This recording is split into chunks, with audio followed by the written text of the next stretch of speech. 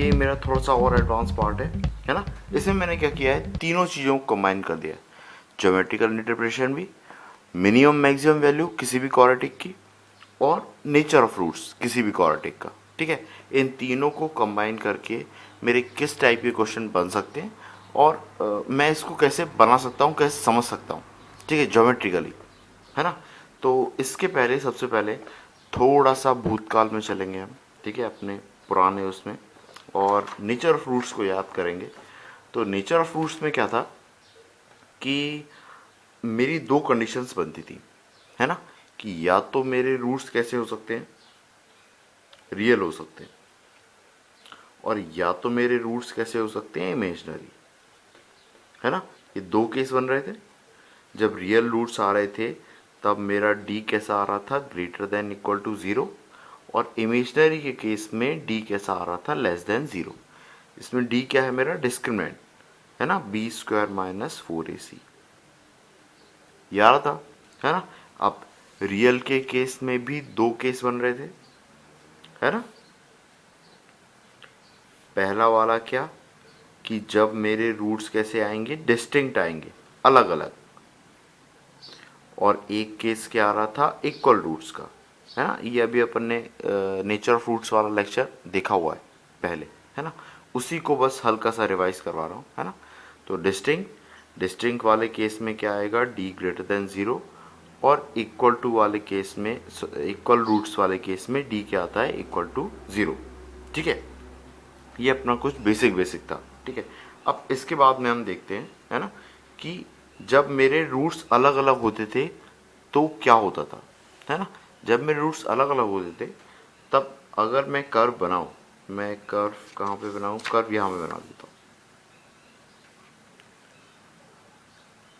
अगर मैंने कर्व बनाया तो ये कर्व दो तरीके से बन सकता है, एक तो कर्व ऐसा बन सकता है, और एक और कर्व कैसा बन सकता है, ऐसा कुछ, है ना। ये दो तरीके से बन सकता है, कि एक तो जब ए मेरा क्या हो, पॉजिटिव हो, और एक केस क्या, जब ए मेरा क्या हो, नेगेटिव हो, है ना। जब मेरा ए पॉजिटिव हो तब मेरे दोनों डिस्टिंक्ट रूट यहाँ पे आएंगे। डिस्टिंक्ट रूट मतलब कि एक्स एक्सिस को इंटरसेक्ट करे वो, तो एक्स एक्सिस को इंटरसेक्ट किया। अब मैं क्या देख रहा हूँ कि मिनिमम वैल्यू जो है वो ये वाली पॉइंट की है, और ये वाली पॉइंट तो नेगेटिव आ रहा है, एक्स एक्सिस के नीचे आ रहा है। एक्स एक्सिस के नीचे आ रहा है मतलब ये कोऑर्डिनेट क्या है, नेगेटिव है, y का कोऑर्डिनेट ये नेगेटिव है, या फिर p ऑफ x की वैल्यू क्या आ रही है, नेगेटिव आ रही है ना। x की वैल्यू इस डायरेक्शन में होती है, y की वैल्यू ऐसी ऐसी होती है ना। तो ये ऊपर आ रहा है मतलब पॉजिटिव है, नीचे आ रहा है मतलब नेगेटिव है। तो p ऑफ x की वैल्यू क्या आ रही है, नेगेटिव आ रही है, मतलब मिनिमम वैल्यू क्या आ रही है, नेगेटिव आ रही है ना। तो ये पहला केस क्या बन रहा है, अगर a मेरा ग्रेटर देन ज़ीरो हो तो डिस्टिंक्ट रूट्स के लिए मेरी मिनिमम वैल्यू कैसी आती है, नेगेटिव आती है। अब मैक्सिमम वैल्यू की बात करूं तो मैक्सिमम वैल्यू मैं बता नहीं सकता, पर मैक्सिमम वैल्यू डेफिनेटली क्या होगी, पॉजिटिव होगी। क्या होगी, पॉजिटिव, है ना। मैंने क्या केस देखा कि अगर मेरा ए ग्रेटर देन ज़ीरो है ना, ये डी ग्रेटर देन ज़ीरो वाले केस में अगर मेरा ए पॉजिटिव है तो उस केस में पी ऑफ मिनिमम क्या आ रहा है, लेस देन ज़ीरो, और पी ऑफ मैक्सिमम मेरे को पता नहीं है, पर पी ऑफ मैक्सिमम क्या आएगा, पॉजिटिव, है ना। सेम डिस्टिंक्ट रूट के केस में अगर मेरा ए लेस देन ज़ीरो हुआ, ए लेस देन ज़ीरो हुआ तो ये वैल्यू क्या है, मैक्सिमम वैल्यू है, क्या है, मैक्सिमम वैल्यू, और मैक्सिमम वैल्यू क्या है, एक्स एक्सिस के ऊपर आ रही है ना। एक्स एक्सिस के ऊपर आ रही है मतलब पॉजिटिव है ना। आप सोच रहे हैं कि सर नेगेटिव भी तो हो सकती थी, नहीं, नेगेटिव नहीं होगी। आप नेगेटिव वाला केस बना के देखिए, अगर मेरी मैक्सिमम वैल्यू नेगेटिव होगी तो कर्व ऐसा कुछ बनेगा, ये है नेगेटिव। इस केस में तो एक्स एक्सिस को इंटरसेक्ट ही नहीं कर रहा है। अगर एक्स एक्सिस को इंटरसेक्ट नहीं कर रहा है तो उसके रूट्स आएंगे ही नहीं। अगर उसके रूट्स आएंगे ही नहीं तो वो रूट्स रियल नहीं होंगे, वो क्या होंगे, इमेजनरी रूट्स होंगे। ठीक है ना। तो ये वाला केस किसका बता रहा है, इस वाले केस का बता रहा है ना। अपन किसका देख रहे हैं, डिस्टेंट का, मतलब रूट्स मेरे अलग अलग हों, दो हों और अलग अलग हों। है ना, दो रूट अलग अलग होंगे तो सीधी सी बात है कर्व आपका एक्स एक्सिस पे दो बार इंटरसेक्ट करेगा अलग अलग जगह पे, ठीक है ना। हाँ, सो यहाँ पे क्या है, ए मेरा लेस देन ज़ीरो है, इसका मतलब क्या है, कर्व एक्स एक्सिस को दो बार इंटरसेक्ट कर रहा है ना। और पी ऑफ एक्स मेरा क्या आ रहा है, पॉजिटिव। पी ऑफ मैक्सिमम कितना आ रहा है मेरा, पॉजिटिव। तो मैं यहाँ पे क्या लिख लूँगा कि अगर ए मेरा लेस देन ज़ीरो है तो P of minimum, minimum value तो मैं बता नहीं सकता है ना, और मिनिमम वैल्यू क्या आएगी मेरी, लेस देन ज़ीरो ही आएगी, लेकिन पी ऑफ मैक्सिमम, मैक्सिमम कितना आएगा, पॉजिटिव। पी ऑफ मैक्सिमम कितना आएगा, पॉजिटिव।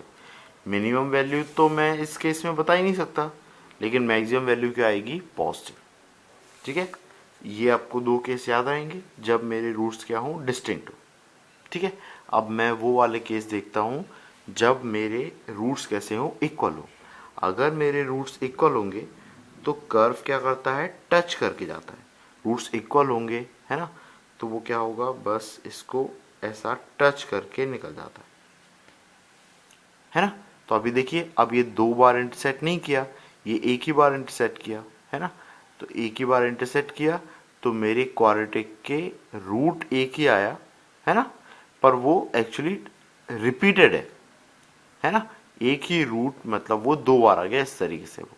ठीक है, तो मैं क्या बोलूँगा, इसका रूट एक ही आता है। और ये कोऑर्डिनेट, अब ये कोऑर्डिनेट कितना होता है ये तो आपको पता ही है, -b/2a माइनस d/4a, है ना।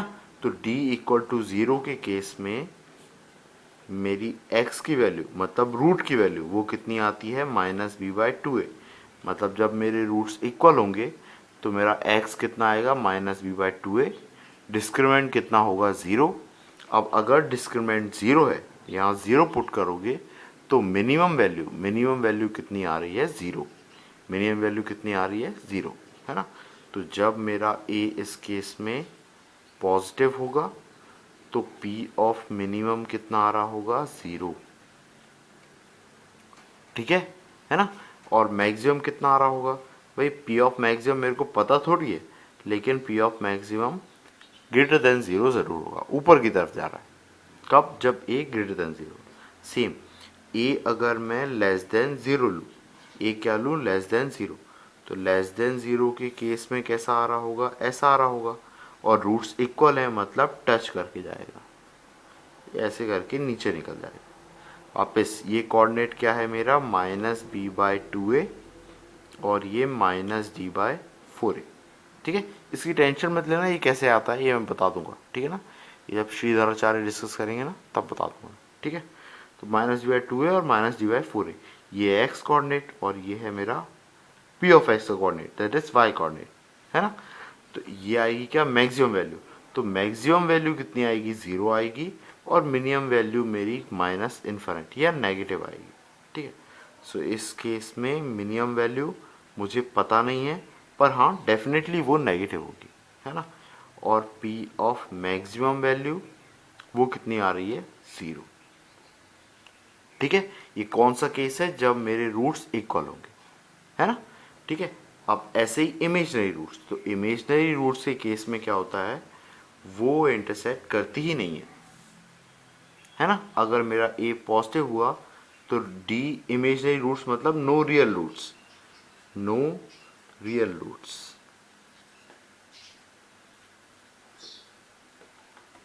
है ना। तो रूट्स अगर रियल नहीं है इसका मतलब क्या है, वो एक्स एक्सिस को इंटरसेक्ट करेगी नहीं, ऊपर से निकल गई। तो इस केस में मैं देख सकता हूँ कि मिनिमम वैल्यू भी इसी क्या आ रही है, पॉजिटिव आ रही है, एक्स एक्सिस के ऊपर आ रही है, मतलब पॉजिटिव है ना। तो मैं क्या लिख सकता हूँ कि अगर इस केस में मेरा a अगर पॉजिटिव होगा, a पॉजिटिव होगा तो p ऑफ मिनिमम वो भी क्या आएगी, ग्रेटर देन ज़ीरो। और p ऑफ मैक्सिमम, ये p ऑफ मैक्सिमम तो मुझे पता ही नहीं है, ये तो ऊपर जाती आ रही है, तो मैक्सिमम पॉजिटिव ही होगी, लेकिन होगी क्या, पॉजिटिव, पता नहीं है पर पॉजिटिव होगी। ठीक है, सेम अगर मैं इसका लूँ लेस देन वाला case, a less than zero वाला केस, तो a लेस देन ज़ीरो के केस में कर्व नीचे की तरफ आता है ना। और चूंकि रियल रूट नहीं होना चाहिए, इसका मतलब एक्स एक्सिस को इंटरसेक्ट नहीं करेगी, एक्स एक्सिस को इंटरसेक्ट नहीं करेगी, तो मैक्सिमम वैल्यू क्या आएगी, नेगेटिव। मैक्सिमम वैल्यू क्या आएगी, नेगेटिव। और मिनिमम वैल्यू मुझे नहीं पता है, पर डेफिनेटली मिनिमम वैल्यू भी क्या होगी, नेगेटिव। ठीक है। सो जब मेरा ए क्या हो, लेस देन ज़ीरो, ए लेस देन ज़ीरो हो, तो उस केस में पी ऑफ मिनिमम ये क्या आता है, लेस देन ज़ीरो, और पी ऑफ मैक्सिमम ये भी क्या आता है, लेस देन ज़ीरो। तो पी ऑफ मैक्सिमम मुझे पता होता है, दैट इज -d/4a, है ना, पर वो क्या आता है, लेस देन ज़ीरो। और पी ऑफ मिनिमम मुझे नहीं पता है, पर फिर भी जो भी आएगा वो क्या होगा, लेस देन ज़ीरो। ठीक है ना, है ना। ये कुछ वो है कि कर्व आपको अगर किसी तरीके से आता है और उससे रिलेटेड क्वेश्चन क्या क्या बन सकते हैं, क्वेश्चन क्या क्या बन सकते हैं वो मैं भी बताऊंगा, है ना। पर उससे रिलेटेड थ्योरी और कंसेप्ट हैं वो यही है ना। क्या है ये, एक बार और रिवाइज करते हैं छोटा सा, कि नेचर ऑफ रूट सबसे पहले क्या होता है, डी, सबसे पहले तो डी क्या होता है, b² - 4ac। रूट्स किस तरीके से हो सकते हैं, रियल भी हो सकते हैं और इमेजनरी भी हो सकते हैं। जब रूट्स रियल होते हैं तो डी क्या होता है, greater than equal to zero, और जब रूट्स रियल नहीं होते तो डी कैसा होता है, लेस देन ज़ीरो, है ना। अब जब मेरा रियल रूट्स होते हैं उसमें दो केस बनते हैं, एक तो डिस्टिंक्ट बनते हैं और एक इक्वल रूट्स बनते हैं। डिस्टिंक्ट के केस में डी ग्रेटर देन ज़ीरो होता है। जब डी ग्रेटर देन ज़ीरो होगा, रूट्स डिस्टिंक्ट होंगे, तो उस केस में कर्व आपके दो तरीके से बन सकते हैं, ये वाला और ये वाला, है ना। ये वाला और ये वाला तब जब ए ग्रेटर देन ज़ीरो हो, ये वाला तब जब ए लेस देन ज़ीरो हो। जब मेरा कर्व ऐसा बनेगा यानी कि ए ग्रेटर देन ज़ीरो होगा, उस केस में पी ऑफ एक्स मेरा क्या है, नेगेटिव आ रहा होगा। इस केस में जब ए लेस देन ज़ीरो होगा तब पी ऑफ मैक्सिमम वैल्यू क्या आ रही होगी, पॉजिटिव। यहाँ पे पी मिनिमम मिनिमम नेगेटिव आ रहा होगा, है ना। ठीक है, यही चीज़ें हमने लिखी है। सेम ऐसे ही इक्वल के साथ में, इक्वल के केस में ऐसे दो कर्व बन सकते हैं, है ना, टच करके जाते हैं, और ये उससे केसेस है करस्पॉन्डिंगली। फिर ऐसे ही इसके लिए इमेजनरी रूट्स के लिए वो टच करता ही नहीं है, ऊपर से निकल जाता है, इस केस में नीचे से निकल जाता है। तो आपको क्या ध्यान रखना है कि पी ऑफ मैक्सिमम भी greater than zero, P of minimum भी ग्रेटर देन ज़ीरो। और एक चीज़ आपको ध्यान रखना है कि जब भी मेरे रूट्स रियल नहीं आते, इमेजनरी रूट्स होते हैं, है ना, उस केस में पी ऑफ एक्स की वैल्यू मेरी क्या होती है, पॉजिटिव ही होती है। अगर मेरा ए क्या है, पॉजिटिव, अगर ए पॉजिटिव है तो पी ऑफ एक्स की वैल्यू नेगेटिव कभी नहीं होगी, पी ऑफ एक्स की वैल्यू ऑलवेज क्या होगी, पॉजिटिव। ये ध्यान रखना। और जब मेरा ए नेगेटिव होगा, इफ ए नेगेटिव,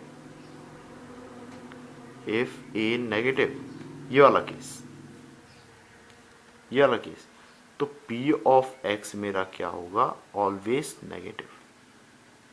ये वाला केस ऑलवेज नेगेटिव, ये कभी पॉजिटिव नहीं होगा।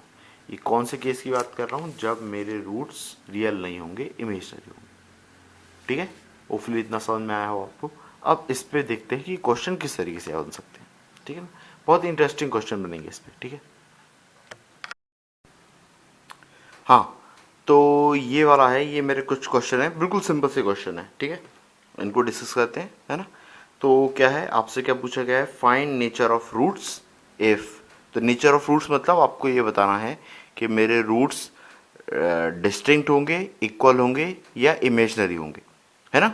रियल होंगे, इमेजनरी होंगे, या फिर रियल डिस्टिंक्ट, रियल इक्वल या इमेजनरी होंगे, इस तरीके से, है ना, नेचर क्या होगा। ठीक है, तो अभी क्या दे रखा है आपको, पहले क्वेश्चन में क्या दे रखा है, if A greater than zero and P of minimum, मतलब पी एक्स मिनिमम, क्वाड्रेटिक की मिनिमम वैल्यू क्या होगी, लेस देन जीरो। अब मैं इसको चेक करता हूँ। देखिए, सबसे पहले तो ए ग्रेटर देन जीरो वाला केस, ए ग्रेटर देन जीरो वाले केस ये हैं और ये हैं। इसमें मेरे को क्या चेक करना है, मिनिमम। मिनिमम मेरा यहाँ पे है ना, ये रहा, है ना। अब इसमें देखो मिनिमम आ रहा है लेस देन ज़ीरो, ये आ रहा है। बाकी को भी देख लेता हूँ, इसमें मिनिमम लेस देन ज़ीरो आ रहा है, इसमें इक्वल टू ज़ीरो आ रहा है, और इसमें P of minimum greater than zero आ रहा है ना। इसका मतलब मेरा केस कौन सा होगा, ये वाला केस होगा, ए ग्रेटर देन ज़ीरो और P of minimum less than 0, मतलब मेरे रूट्स कैसे होंगे, डिस्टिंक्ट होंगे। कैसे होंगे, डिस्टिंक्ट, रियल होंगे और डिस्टिंक्ट होंगे। ठीक है, तो मेरा पहले का आंसर हो जाएगा, ये पहले का आंसर हो जाएगा रियल एंड डिस्टिंक्ट।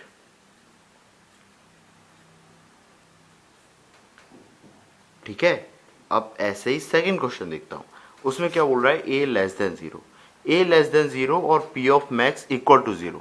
ये इक्वल टू 0 वाला केस तो बहुत सिंपल है, एक ही केस में आता है, दैट इज जब मेरे रूट्स क्या होते हैं, इक्वल। अब इसमें देख लेते हैं अपन, कर्व क्या है, ए लेस देन 0 और P of max equal to 0, ये आ गया, A less than 0 P of max equal to 0। तो मेरे रूट्स कैसे आएंगे, रियल आएंगे और इक्वल आएंगे, रियल एंड इक्वल रूट्स, या ऐसा ही बोल सकता हूं रिपीटेड रूट्स, है ना भाई।